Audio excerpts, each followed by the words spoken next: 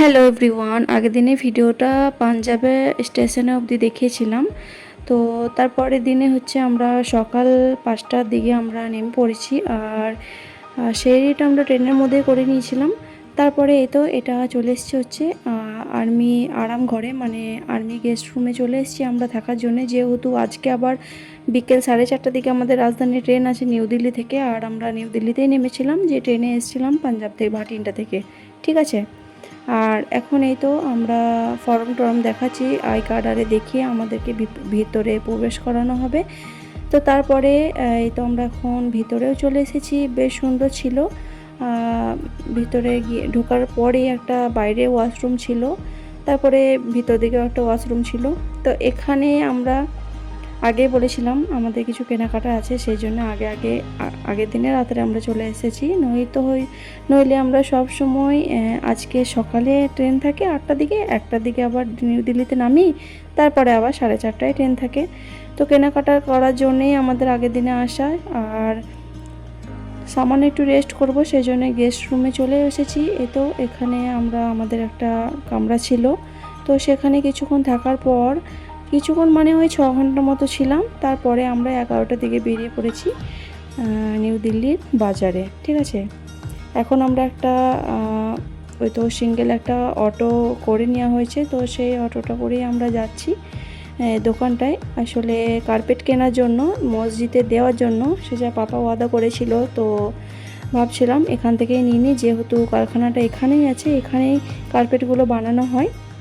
তো সেই অনুযায়ী আমরা নিয়ে নিয়েছিলাম। আর কার্পেটগুলো রাখার জন্যেও ট্রেনের আমরা 3টে সিট করেছিলাম, সেজেরও একটা সিট বুকিং করেছিলাম। তো সেই সিটটাতে আমরা কার্পেটগুলো রেখে দিয়েছিলাম। এই তো দোকানটাও চলে এসেছি, অনেক ধরনের কার্পেট ছিল। তো আমরা আমাদের মতো একটা পছন্দ করে নিয়েছিলাম। আমরা আগেই মোবাইলে দেখেছিলাম যে রেড কালারটা নেওয়ার জন্য, রেড কালারটা একটু বেশি সুন্দর লাগছিল। আর আমাদের শ্বশুর গ্রামে যে মসজিদ আছে, সেই মসজিদটা অনুযায়ী এই রেড কালারটা খুবই, মানে কালার অনুযায়ী খুবই ম্যাচ খাবে, তো সেই অনুপাতে নিয়ে নিয়েছিল। আমার তো আবার এই কালারটা দেখাচ্ছিল ব্লু কালার, ওটা আমার খুবই ভালো লেগেছিল। বাট সেজা পাপা তো এই লালটাই নেওয়ার ইচ্ছা। তো দেখছিল যে কেমন লাগবে, মানে নামাজ পড়ার সময় যারা একটু বয়স্ক তাদের হাঁটুতে একটু মানে একটু তো ব্যথা হয়, তো তাদের একটু কমফোর্টেবল হবে এটা যখন নামাজ পড়বে। ব্যাস, আমাদের কেনাকাটাও হয়ে গেছে। আমরা আমাদের মতো নিয়ে নিচে লাল কার্পেটে আমরা পছন্দ করেছিলাম। তারপরে তো যাচ্ছি হচ্ছে আবার ওই গেস্ট রুমের দিকে। ঠিক আছে। এরপরে গেস্ট রুমে আমাদের বাকি লাগেজগুলো নেওয়ার পর এই তো নিউ দিল্লি স্টেশনেও চলে এসেছি। এই নিউ দিল্লি স্টেশনের মধ্যেই আমাদের গেস্ট রুমটা আছে। তো একটু দূর ছিল, ওই 2 কিলোমিটারের মতো তো দূর ছিল। তো সেখান থেকে আমরা চলে এসেছি, একটা কুলি করে নেওয়া হয়েছিল, অনেক ওজন ছিল। তো কার্পেটগুলো প্রায় ওই 70 কিলো মতো ওয়েট ছিল। তো একটু টাইম লাগবে যদি আমরা একা এই সমস্ত কিছু করি, তো সেই জন্যে আবার আমাদের রোজাও ছিল খুব একটু, সেই জন্যে কুলিটা করে নেওয়া হয়েছিল। তারপরে এই তো আমাদের ট্রেনে চেপে পড়েছি, আর আমাদের নাস্তাটাও দিয়ে দিয়েছিল। সেজা ওরটা আগে খেয়ে নিয়েছিল, আমাদের ইফতারি একটু টাইম বাকি ছিল। তারপরে ইফতারি টাইমে আমরাও ফ্রুট কেটে আবার ট্রেনে যে নাস্তা দিয়েছিল সেগুলো আমরা খাওয়া দাওয়া করে নিয়েছিলাম। সবার লাস্টে আমি একটু চা খেলাম।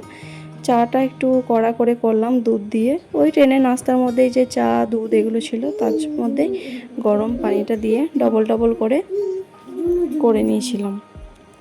এই তো পরের দিনে সকালে হচ্ছে দুর্গাপুর স্টেশনেও নেমে পড়েছি আমরা। আর ভিডিওটা কন্টিনিউ অতটা করা হয়নি ট্রেন জার্নিতে, প্রায় তো দেখিয়ে থাকি, কি আর দেখাবো। তো এটা ভাবলাম তো last Punjab to Durgapur last জার্নিটা আপনাদের সঙ্গে শেয়ার করে দিই।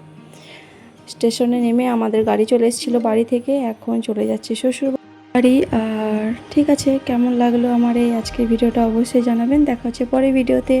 ওকে, বাই, টেক কেয়ার, আল্লাহ হাফিজ।